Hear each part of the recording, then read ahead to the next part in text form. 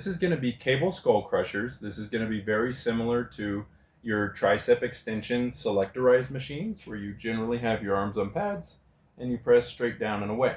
This is just the cable version. This is very similar to skull crushers, like if you're on a bench, but maybe a little easier on the elbows, maybe a little safer on the shoulders. Now, what you'll first notice is I've got a straight bar and I have it set about head height. Now, I don't want to go too high, because if I go too high, I'm going to lose a lot of my work out of the stretch, and I want to make sure that that's where I'm getting probably most of my work. So I went about head height. That way, what I have to do is squat down and put my back flat against this. So if I were to go on here and flatten out just a little bit, now I've got the cables coming out right above my head. So this is as good as my torque is going to get.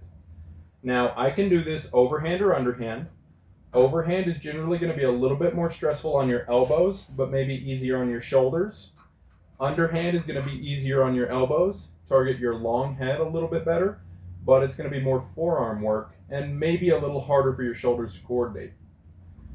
Now, if I'm going to do overhand, I like to go close grip because it's easier to control and I feel my triceps better. But you can go wider if you like, and it helps with your shoulders or helps with your coordination. Now, I want to keep my elbows pointed straight forward and stable the whole time. And I'm going to press straight out and end up parallel to the floor. If I go down, now I'm losing my work and the cable's going to hit me in the head. So I want to make sure that I'm staying parallel to the floor with my upper arm at all time. And as I press away, I'm not letting everything move around, and I'm coming back into the biggest stretch I can get. So I'm playing really close into what skull crushers are supposed to be.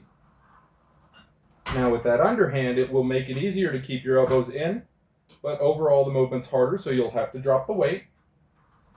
But we're going to do the same thing. Keep your arms flat to the ground and press straight and get your big bend here. Just make sure your shoulders and your elbows stay very stable.